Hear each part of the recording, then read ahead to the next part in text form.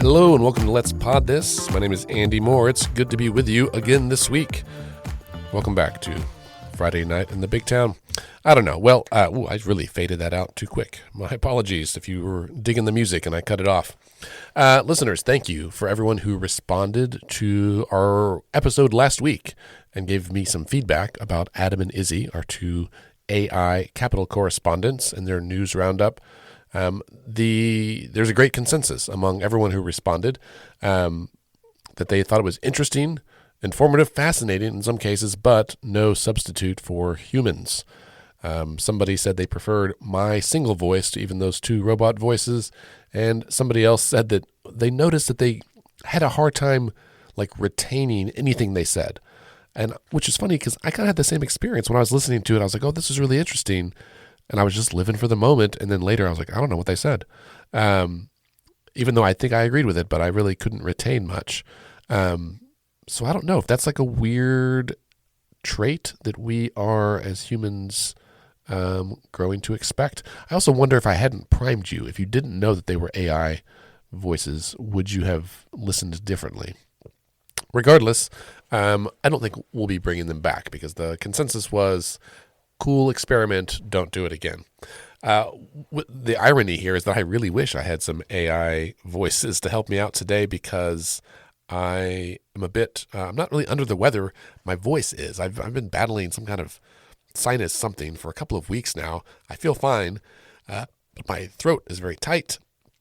My glands are swollen. I've got a little bit of congestion, so I apologize, listeners, for my nasally voice and for any coughs, hacks, or other undesirable sounds you may hear along the way.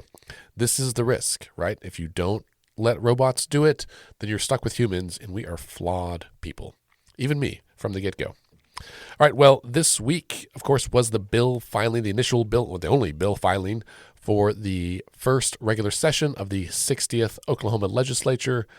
Bill filing concluded yesterday, Thursday at 5 p.m., so I think all the bills are posted. There may be a few more that kind of trickle in, though, today. But the grand total, according to Sean Ashley from Quorum Call, is just over 3,200 bills, which is a new record. That's right. Really, that's not the sound I wanted, but some sort of applause. Yeah, some sort of applause for a new record for the number of bills that have been filed. Not ideal. The next highest was in 2023, so the first regular session of the 59th legislature, which had 3,079 bills. We're a little higher than that. I will start with just a reminder to you listeners that 70, 75, maybe 80% of these bills will not go the distance, right? Typically only 10 to 15-ish%, maybe 20% of bills actually make it and get signed into law at the end of session. So if you see bad bills, and you will, we'll talk about some today, there is no need to fret yet, right? And for any members of the media who are listening, my heart is with you. I understand the struggle, right? I wish that you would not give airtime to some of these heinous, ridiculous, blatantly unconstitutional bills, right? We would starve them for attention, which is what they deserve.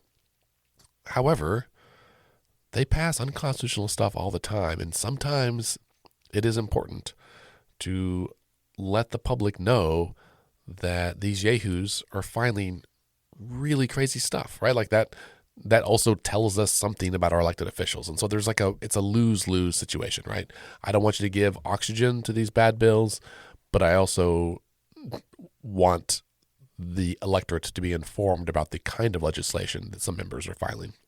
So Godspeed with your hard work there. House Speaker Kyle Hilbert, he was the youngest. He is the youngest speaker in state history. As he starts his first session as speaker, he told Oklahoma Voice that he has 3 priorities this year. The state budget, of course. It'd be funny if that wasn't a priority. Budget's like a tertiary thing. We're not really worried about it. State budget, a school cell phone bill, which is very specific, and then tackling workforce shortages. Again, like a big issue. Interesting that none of those were immigration. We'll come back to that later, but I think for a speaker to even give some of his personal priorities is informative and interesting. The budget speaks for itself. Of course, this is be a big deal. He used terms like waste, fraud, and abuse, and inefficiency, and undoubtedly we will talk more about that as we get later in session and closer to the actual budget discussions. The cell phone bill has been something that's come up the last couple of years, and his goal said, he identifies that phones are a major distraction for students, and he thinks the legislature can help address that. I don't know if it'll be actually like a all-out cell phone ban or some sort of like lock boxes or what. There's a tension here between the legislature and local districts, right? That idea of local control, that it should be up to the schools or different districts to make a decision. And so I think we all recognize that like teachers don't want students on phones all the time. Administrators, school board, parents don't want kids on the phone all the time. But they also want, parents especially might want students to have access to a phone in case, God forbid, there's a school shooting or there's some other reason, emergency, they need to get a hold of their parents. Of course, back in my day, you had to borrow a quarter from a friend and use a payphone in the hall, or go beg the office staff to let you use the office phone to call your mom. So you just went hours, right? It's bananas to think about us going, 8 hours without any communication between us or our parents. We didn't know what they did. They didn't know what we did. And the truth is we just sat in class most of the time. I did. I was a good student. I didn't really get in trouble. Never had detention. Just sat there doing my work and, ran out to my mom's minivan afterwards. Real boring. Big nerd. Big surprise. Hilbert did say that aside from his own priorities, that there are no topics that are off limits to House members, which is interesting. And we'll see how this plays out, right? Like, that's certainly an easy thing to say.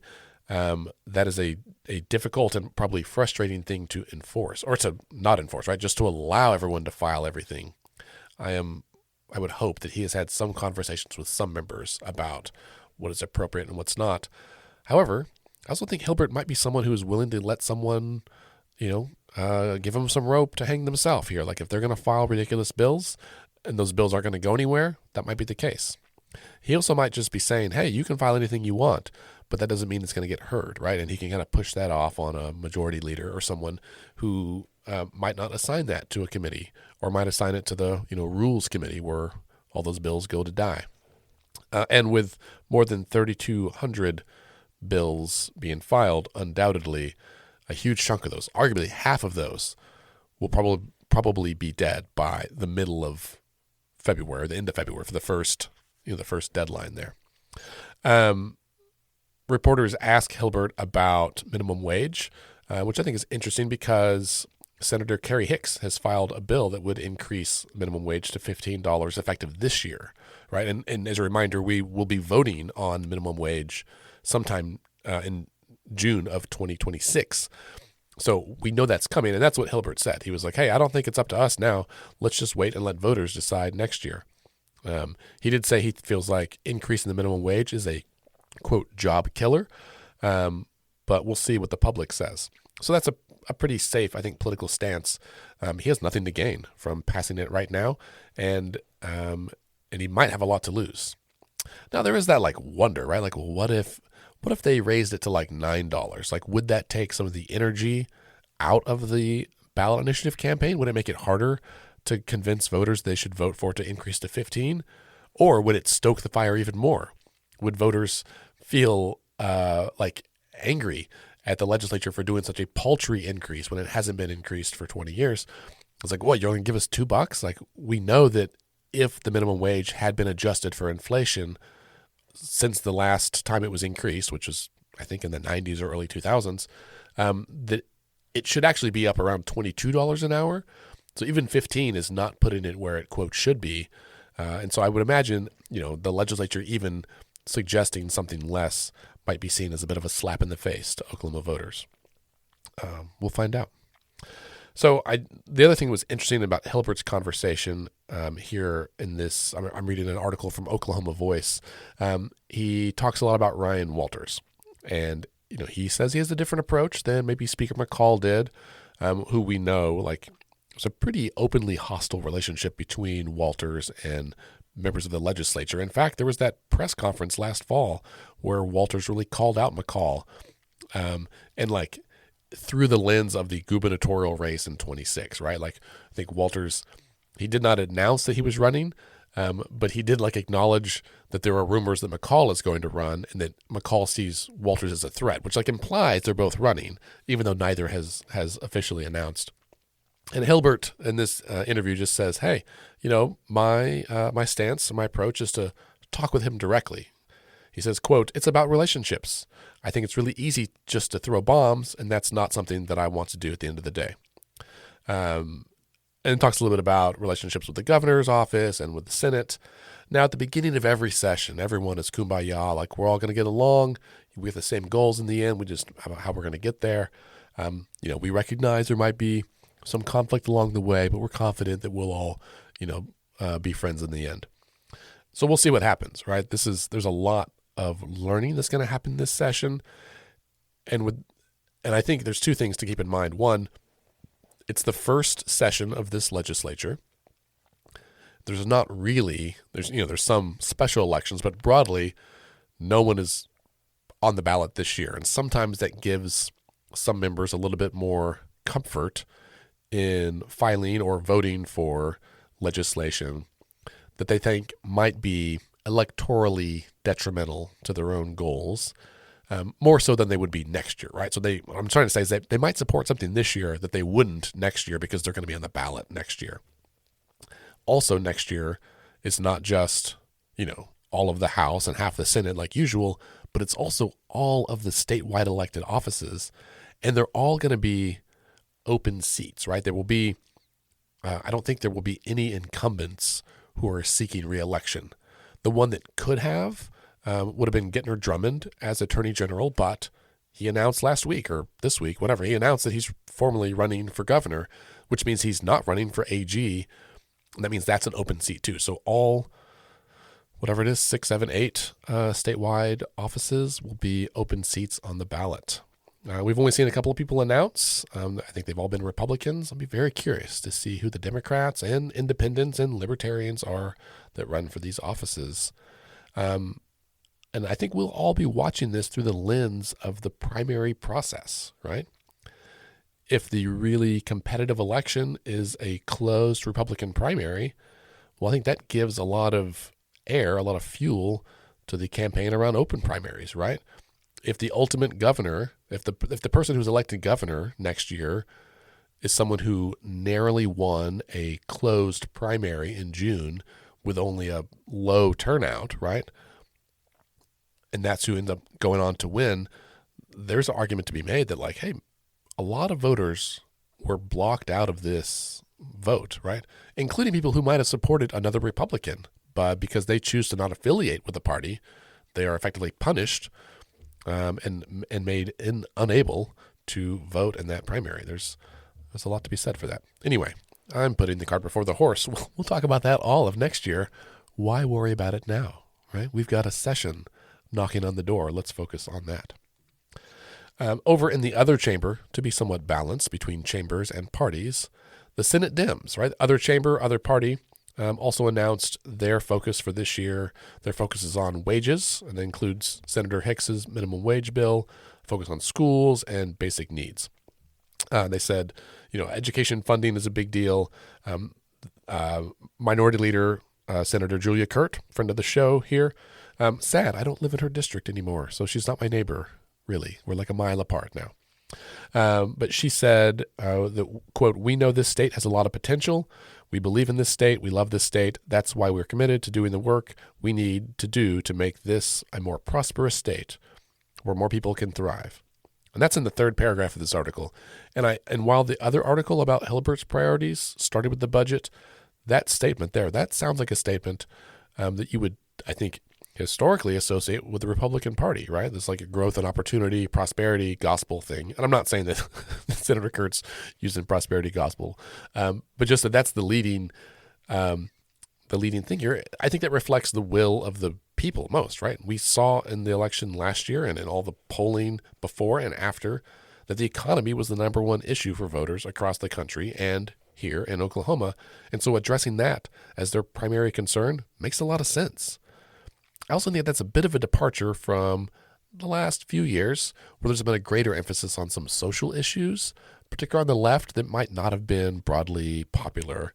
They might have been morally superior, maybe morally right, but there's a hard reality here that we have to like wrestle with of like, how do we support policies that we might believe to be good, but aren't yet broadly popular, right? This is thinking of a lot of these things as like a long-term movement, right, towards greater civil rights. Like this is a movement that is never completed, and sometimes, it's 3 steps forward, sometimes it's 2 steps forward, sometimes it's 1 step back, and making sure that we are, as policymakers, being reflective of where people are and maybe leading them ahead down this road of righteousness a little bit farther.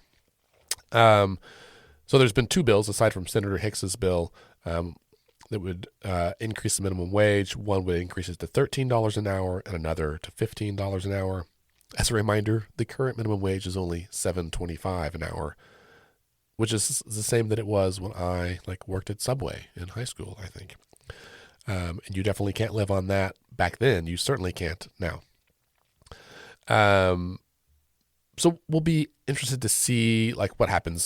Senator Regina Goodwin from Tulsa filed a bill, Senate Bill 214, that addresses when state questions come before a vote. Right now, the governor can kind of set it on the ballot of his choosing, and this bill would stipulate that it has to go on a ballot no more than 250 days after it is certified. So that would help give some sort of guardrails or time frame that a campaign could work around. Right now, if you're running a ballot initiative campaign, once you file, you really have no control over anything else in the timeline. You don't have control over when you get to collect signatures. You don't have control over how long. It's 90 days regardless. You don't know when you start. You don't know how long the legal challenges are going to take, right? Though you know how long they have to file them, but the actual court process could drag on for weeks or months. Signature certification, there's no time frames on that. And then the governor gets to appoint or put it on a ballot kind of whenever they want, with the caveat that it has to be on the next statewide election, which might be 2 years out, as was the case here. There's also some bills that the Senate Dems have filed around funding Langston University, which is, I think, Oklahoma's only historical black college. They've been chronically underfunded. It is well documented. There's a big report from the U.S. Department of Education and the U.S. Department of Agriculture a couple of years ago about this. And so I think also just this general focus on education, including from Republicans, right? Senator Adam Pugh would have filed a bill, Senate Bill 201, that would reset the minimum teacher salary up to $50,000, which is about $10,000 higher than it is right now for the minimum thing. And Senator Hicks says she supports that as a former teacher, someone who cares a lot and has been very involved with the public ed community. And so the article ends here, I think is a good point, that Senator Kurt points out that the Democrats in the Senate are only 8 of 48 members in the Senate.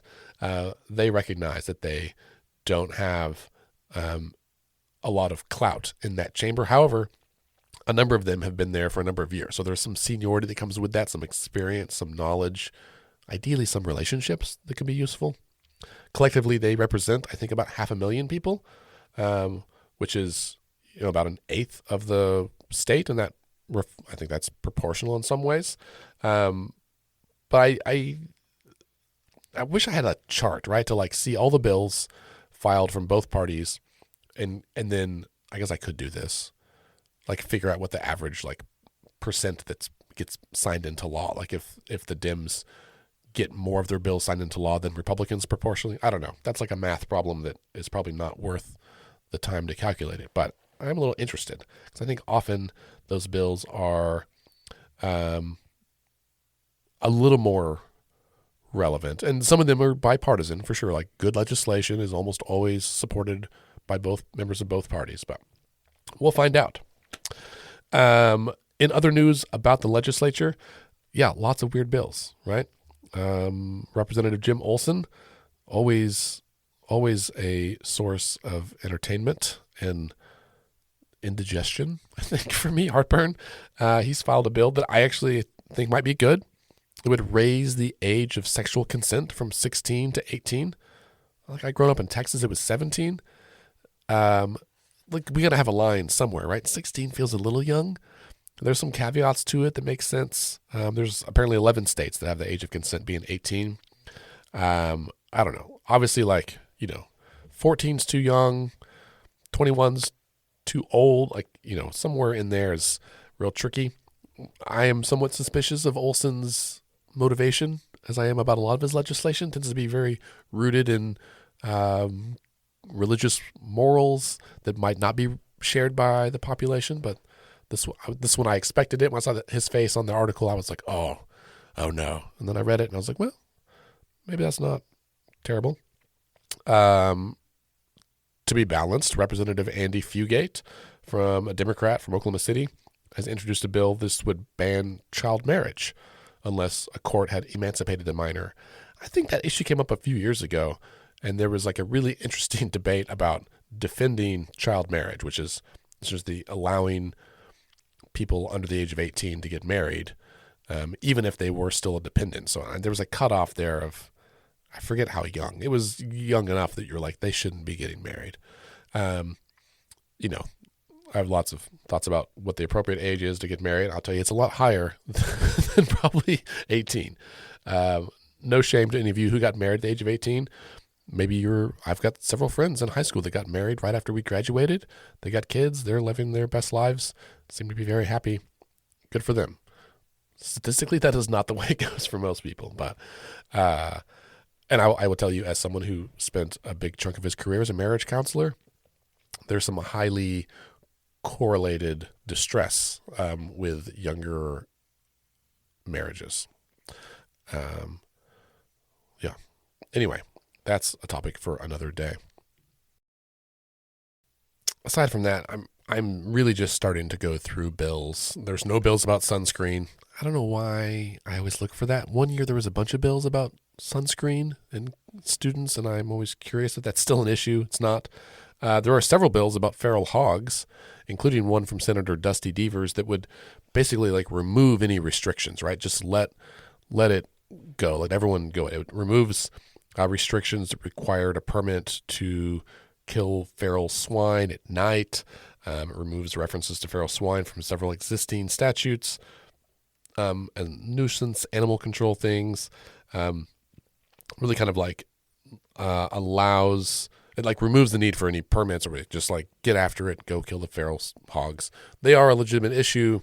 It's just funny that we focus on this so much. Several years ago, there was a bill about allowing people to shoot feral hogs from helicopters with machine guns. Apparently, that way you can fly over the woods or over the field, shoot them from above, which removes some danger for you as the hunter. And also, they have really tough, thick skin. And so a high caliber firearm is kind of required. I had friends in high school, weirdly, that would tell stories about going to hunt feral hogs with knives. They would hide in the woods, find a pig run, wait for the hogs to come running by, and jump on their back and slit their throat.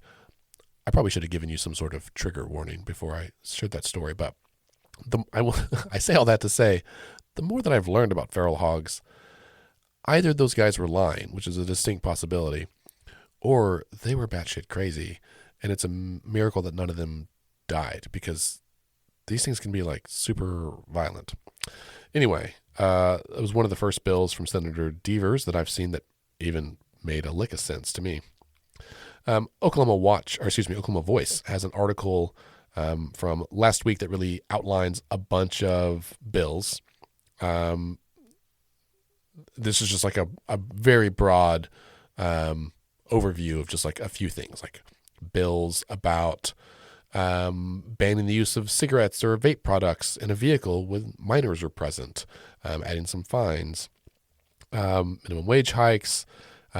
Senator Todd Gallagher from Kellyville would like to let disabled veterans drive on turnpikes for free without paying for tolls. Senator Kristen Thompson wants to add like school and art supplies to the list of tax exempt items for the back to school sales tax-free weekend.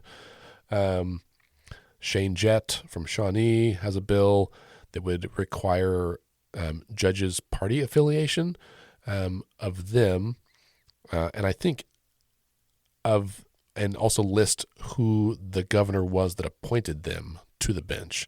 This is pretty clearly an effort to partisanize races that are otherwise nonpartisan, like our judicial retention ballot. And we saw last year, right, that for the first time in state history, a Supreme Court justice was not retained on the ballot. Yvonne Cogger was not retained. She was one of only 3 judges on the court who were appointed, or justices on the Supreme Court who were appointed by Democratic governors. But she was appointed a long-ass time ago by my governor that would probably, by today's standards, not be viewed as Democratic, but maybe more moderate or more even conservative. There's a bill from Jack Stewart out in Yukon, Senate Bill 383, that would exempt tips from taxable income. That sounds great if you're a taxed employee or a tipped employee, like you're a server somewhere. But when you look at the fiscal impact to the state, maybe it's less palatable to the legislature more broadly.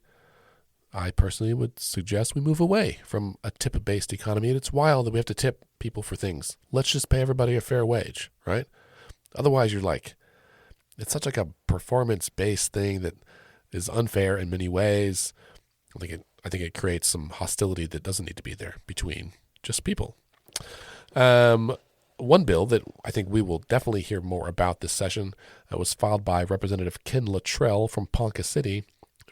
It's really a reintroduction of a bill from a previous session about sports betting. In the past, those bills have failed to get enough interest or support to go anywhere. I think the governor's already been talking about it. I know this is a big priority for him. Will 2025 be the year that they legalize sports betting in Oklahoma? I don't know.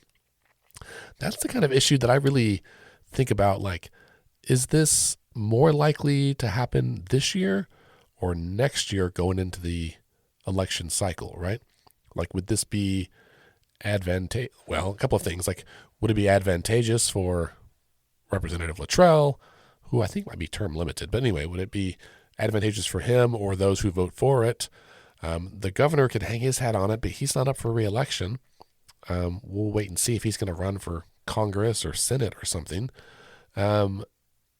Or could it be something that would be politicized in the governor's race, right? If they pass it this year, there's a chance that the Attorney General, Gentner Drummond, might file a case against it or in support of it. But either way, it could become an issue in that race too.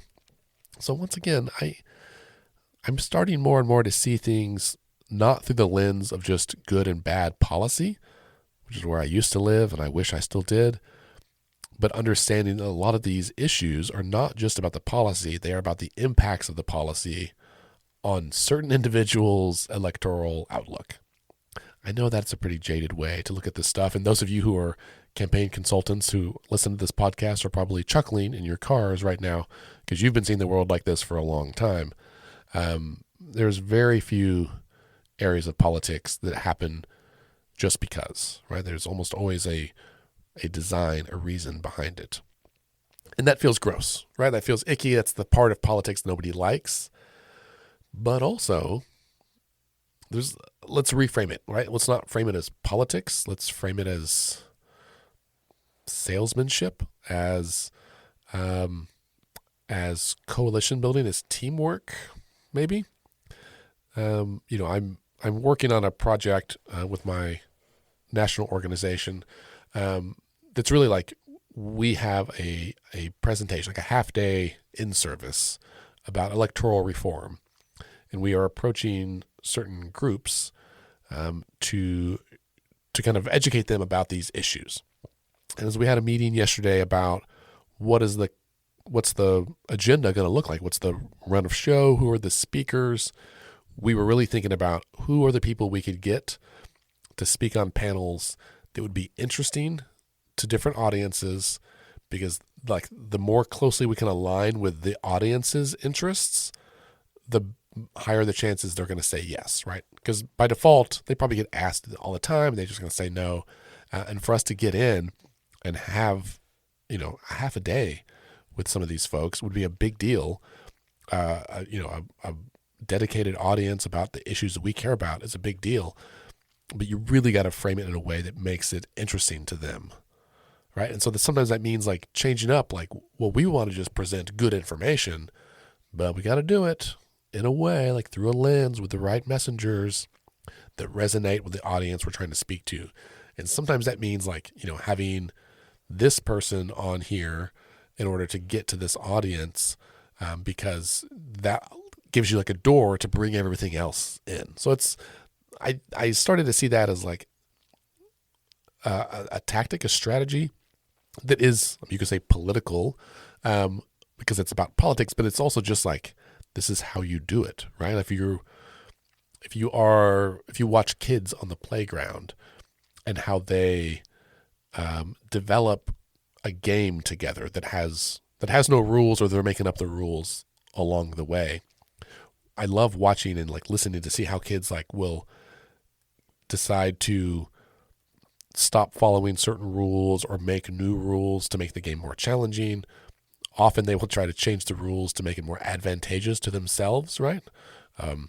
My son, who I don't think listens to my podcast, does this often. He's really smart about it. He's about to be 13. He's always been real strategic in how he like sets up, or designs a game for us to play so that he is somehow advantaged.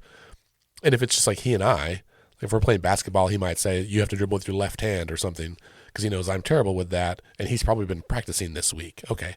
That's okay. I also have like, 1.5 feet of height on him. I should be maybe handicapped in some way to like make it a little easier for him. But I think when you frame it as kids, it seems more innocent, even though it's the same basic principle, right? Like all of this, the rules, the interactions are designed to benefit somebody in the end, right? To kind of help get towards an outcome. And good policy comes out of when we are able to collectively design rules and adhere to them in a way that is mutually advantageous. Sometimes that means compromise. We might have to sacrifice some things in order to get this other thing we want. I think that I've started to like look at the legislature through that lens. And maybe I should say I look at them through the lens of children on the playground, which probably that analogy could be extended in some ways that we won't explore today. And then finally, a bill from Jacob Rosecrans from Norman that would reduce the number of members of the State Board of Education that are appointed by the governor from 6 to 2, right? So right now the governor can appoint 6 members on the State Board of Ed. This would change it so the governor gets to only appoint 2, and then those others would be 2 appointed by the speaker and 2 appointed by the pro tem. So this is like a way to remove some power and influence from the governor directly. There's a lot of other boards and commissions that are structured that way. And I have to go back and look because I thought that that's how the Board of Ed was previously, and that they gave the governor more power several years ago when Stitt was early in his tenure. But I might be misremembering. I know they gave him lots of like hire and fire power over agency heads that used to have governing boards. They did away with some of those. Although I think as we've discussed at length over the last 6 years of the Stitt administration, there are a number of areas where the legislature gave him power, and then we're like, ooh, we've got buyer's remorse. And now they're trying to find subtle ways to claw back. So we'll see. This bill's interesting. I mean, Rosecrans is a Democrat from Norman. Clearly this is would be framed as a partisan issue, but I guarantee that there are Republicans up there that are like, heck yeah, we should do this, not because it's partisan, because it's the right thing to do. And it like reduces the influence of one governor. This could be advantageous at some future date, right? Where if a Democrat won the governor's seat and the legislature was still controlled by Republicans, it would prevent the Democrat from coming in and like doing a wholesale change on the State Board of Education. And we see that kind of like tit for tat, undoing the previous administration's rules. That's already at place, but that pendulum swinging back and forth, there's no way to run a government. That injects lots of instability. That makes it hard for everybody to plan. It makes it hard to govern, right? I had a friend say to me the other night that if our government survives the next decade, it's because people like refuse to quit, right? Like people who are in non-political roles, who are just like public servants, who even when the temperature gets hot, they insist on staying in, and their commitment to their job and to the country or the state doing a good job. I think that is exactly right. All right. Well, speaking of Ryan Walters, several articles about him this week, which is probably no surprise. Let me turn on our Ryan Walters music here. First was from a few days ago, earlier this week, an article also on Oklahoma Voice. Lots of great stuff from them this week. That Walters was suing 3 federal agencies, not really about education, but about immigration. If that strikes you as funny, just wait. So the lawsuits accuse President Joe Biden and his administration of imposing a financial burden on Oklahoma schools through, quote, a repeated failure to secure the nation's southern border. So this is back in like October. Walters sent a letter to Vice President Kamala Harris, because she was the nominee at the time for president, and basically demanded that the federal government pay Oklahoma almost $500 million in compensation for the alleged like burden, the cost burden of undocumented immigration on the state's education system. He cited that estimate from this anti-immigration organization. So this is so funny, just bizarre to me. He's like, listen, you guys didn't, do whatever. You didn't secure the southern border in Texas and Arizona, and that's costing our state, $500 million in education alone. Now, $500 million is a shitload of money, and it doesn't really have the receipts to back that up. It's not like, hey, we had to buy this many more meals, right? Like we spent this much more money on paper or teeth. Like the amount, like the cost of education there's a lot of it that's just a sunk cost anyway. So I'm not really clear where this number comes from. Also, it's kind of got dismissed out of hand. The feds were like, we're not doing that.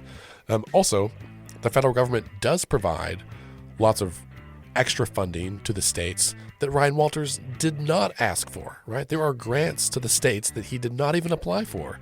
And so it's bananas to me that he would demand $500 million for this abstract idea about immigration when there was like already money on the table. The feds were like, hey, do you want this money? And he said, no, thanks. For example, the free and reduced lunch program. We could have received millions of dollars to provide food for kids who don't have it, but they, the governor and Ryan Walters said no, and then they're asking for money over here. If anything's ever been viewed as like overtly political, this is the kind of thing. This week, in fact, today, as I record this, they are about to go into a public hearing right now, according to 11 a.m. on Friday, at the State Department of Education for a public hearing about a proposed rule that Ryan Walters has proposed, I guess. And that rule would require all the schools to ask students for proof of their U.S. citizenship or legal immigration status. Now, they're not required to have that to go to school, right? Undocumented students would still be allowed to attend public schools. That's a federal law. But districts would have to report to the state the number of those children they have that they enroll.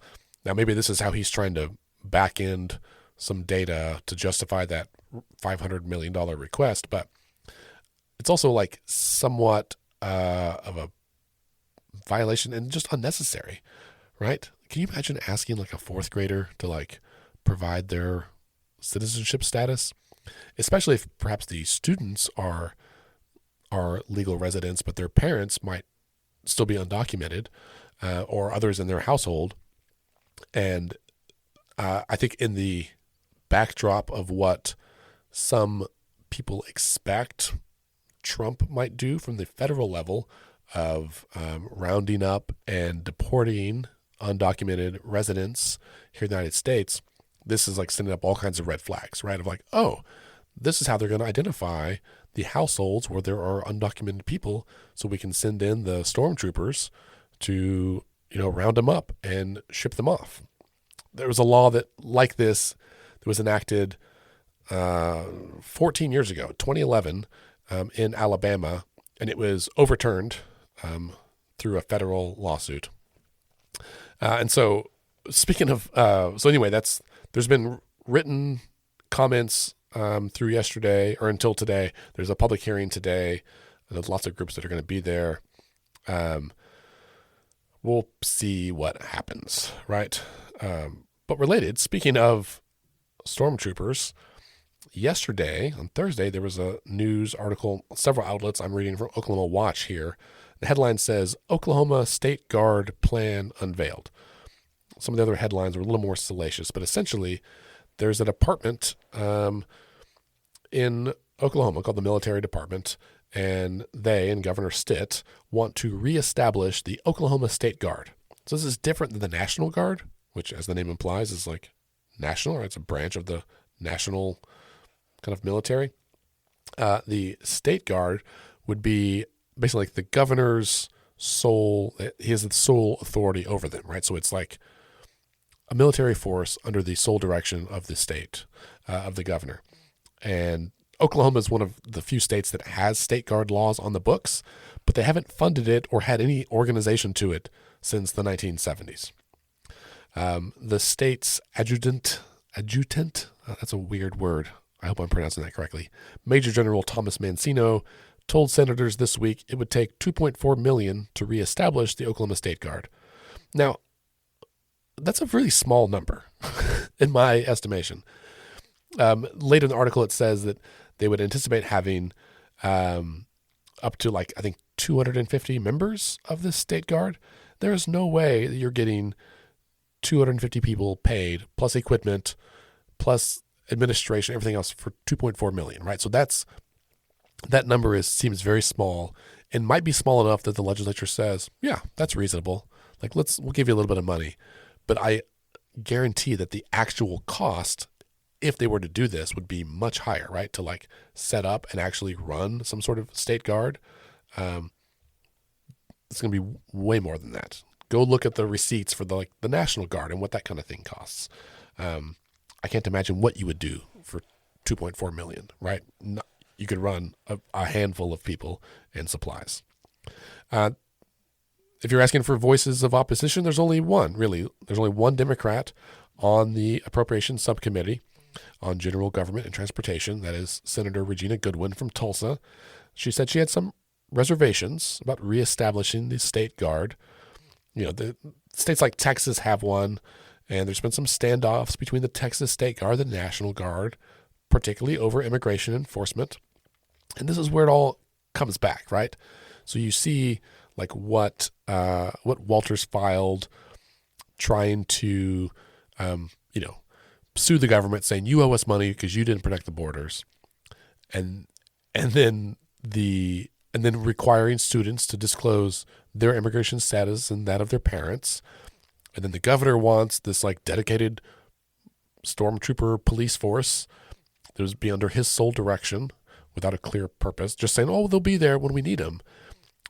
But in an environment where maybe the federal government is unwilling to use the National Guard for a, overtly political purpose of some sort of enforcement of a state law that could be unconstitutional but hasn't made it that far in the courts yet, this would be like a tool in the toolbox for the governor to use.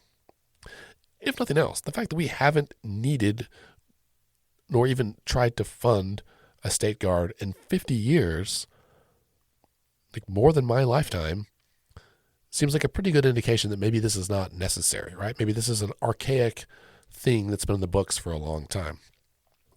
And I'm someone who feels like we spend a lot more money on military than we probably need to, right? There's plenty of stories of, $1,500 screwdrivers and waste, fraud, and abuse. There is in lots of areas of giant bureaucracies. But when we have an estate that has multiple military bases, right? We've got 4 federal military bases. We've got a robust National Guard that's well experienced. We've got well-funded and local police forces, sheriff's offices, highway patrol. What do we need a state guard for? Like, what are they going to do that's not already being covered by like 7 other guys? I'm not sure. So we'll see. Some legislators, like Senator Tom Woods, said that he supported the effort. He's a National Guard member. Said he faces some deployment later this year. He said, quote, "As a member of the enlisted force structure, this could be a very valuable tool in Oklahoma's defense. It could be a very valuable asset for Oklahoma's security moving forward."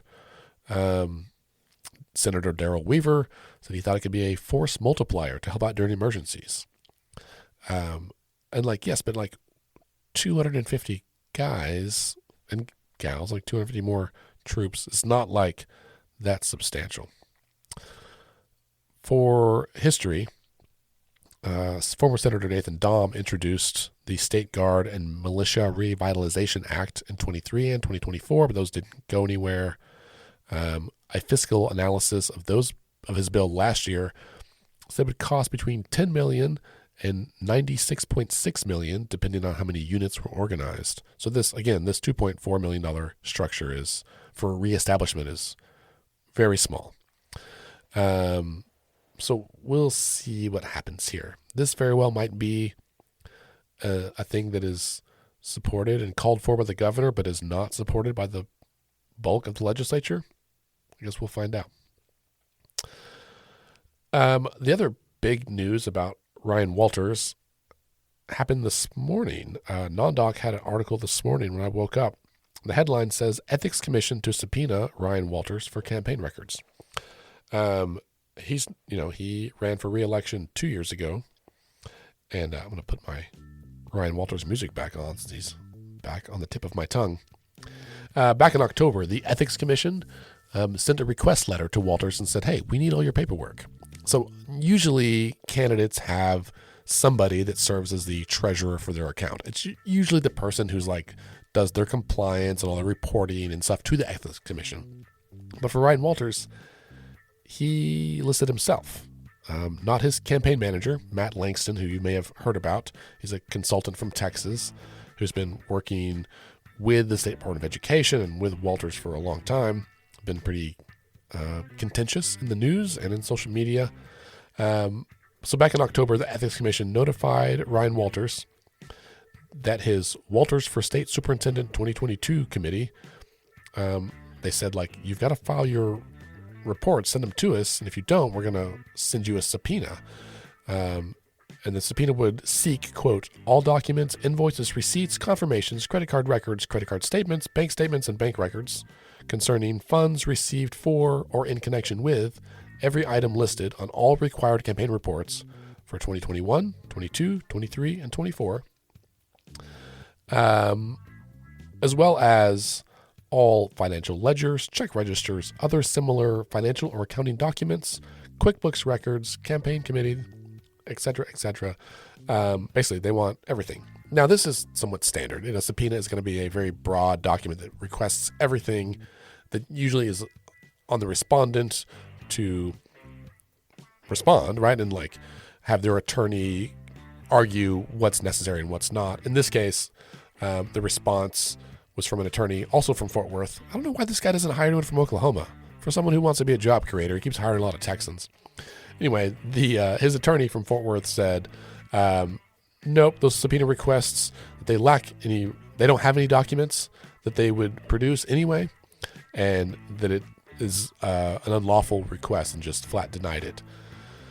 And so this brings us back now to the Ethics Commission saying, hey, well, you didn't give us the stuff we asked.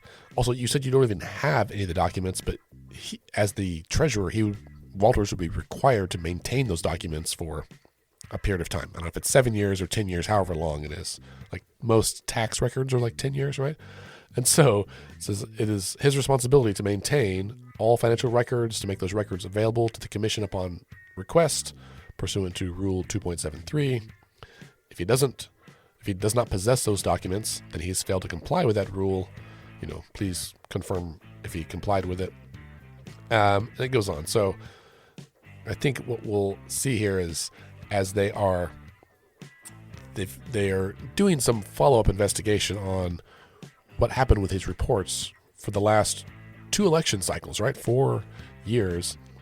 And already Walters has reported that he's raised more than $85,000 for his 2022 campaign during the first 3 quarters of 2024.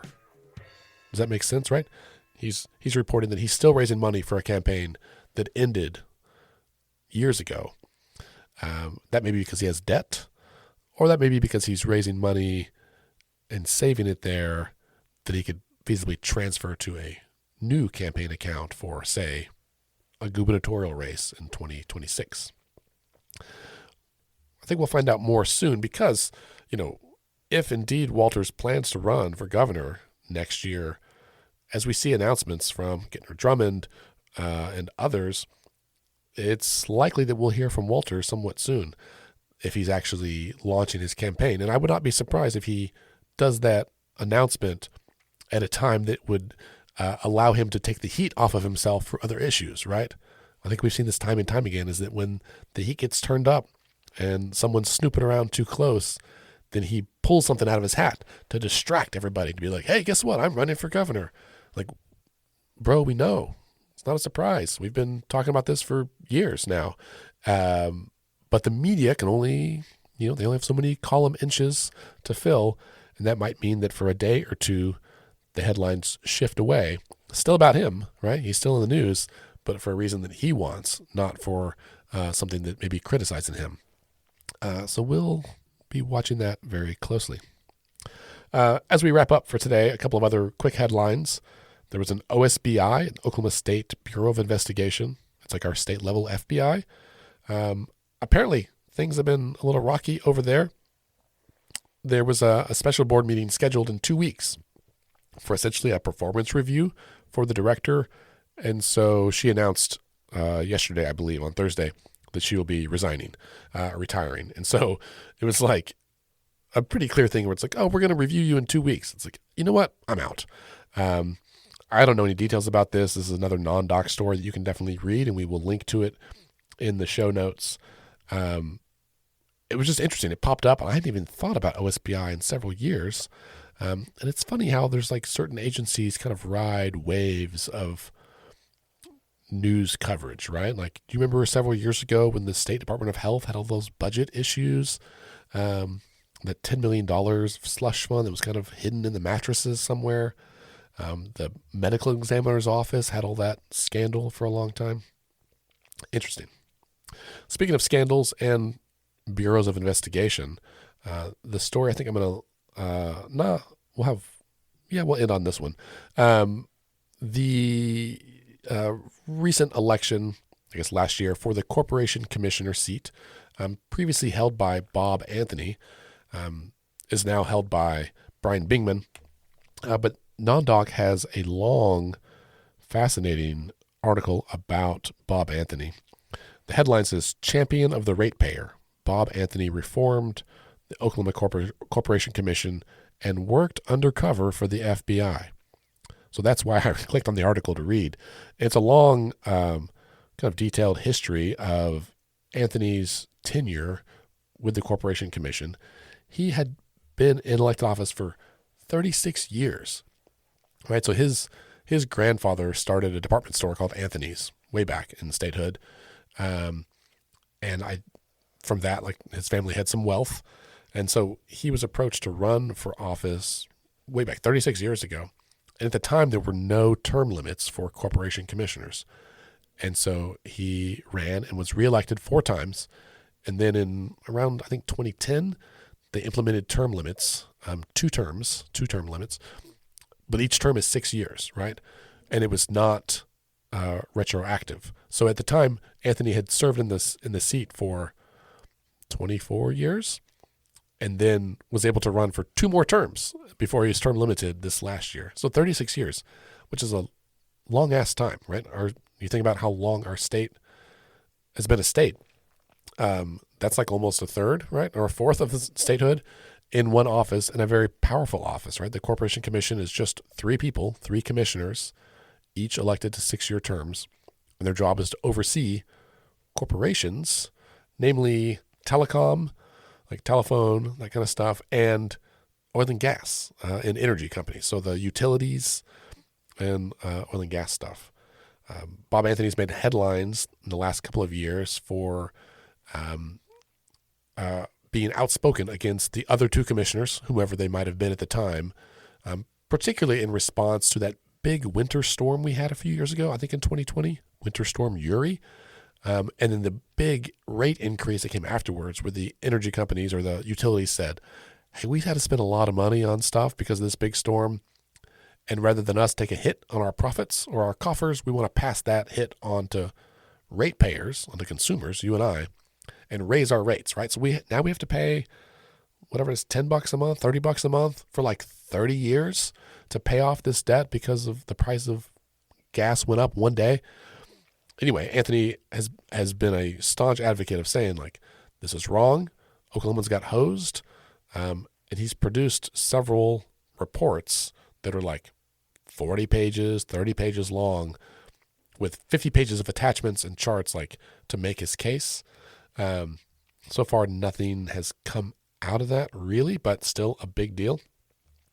The interesting part of the article, a lot of it was interesting, but it was talking about what he did back in the early 90s, because when he says, this is quoting from the non-doc story, while campaigning for his first term in office, Anthony said an attorney who practiced before the Oklahoma Corporation Commission greeted him with a handshake that featured an envelope containing $1,000 cash. Anthony said they used the term walking around money. I would use the term bribery, right? So Bob Anthony reached out to Bill Price, who was then the U.S. attorney in Oklahoma City. They happened to know each other from high school. And so he talked to him for a while, and then eventually Anthony agreed to participate and to work with the FBI as a cooperative and covert witness. So basically he was like a corporation commissioner helping the FBI root out corruption, particularly with the Corporation Commission, right? And among the players that come before that commission, right? So energy companies, these attorneys that represent these companies, that kind of thing. I had no idea. This has probably been well documented. In fact, in 1995, Bob Anthony was given the FBI's highest award given to any citizen.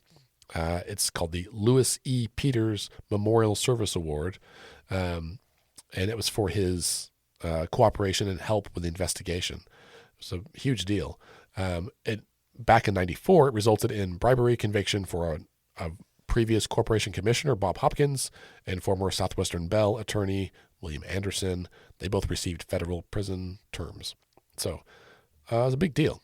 Anyway, I'll link to this story too. It doesn't really do much for the future, but if you're interested in the past and history, this is a fascinating story about someone who has undoubtedly shaped our state for most of my life that I did not even know about. I knew who he is, but I didn't know all these stories.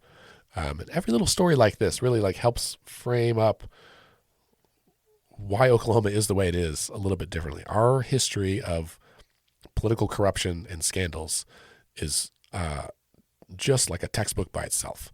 The county commissioner scandals, all that stuff, horrific, and it explains a lot about why we as people are skeptical of our government, and also maybe why some of these entrenched practices persist even today, and why I think a platform of anti-corruption is always a winning deal.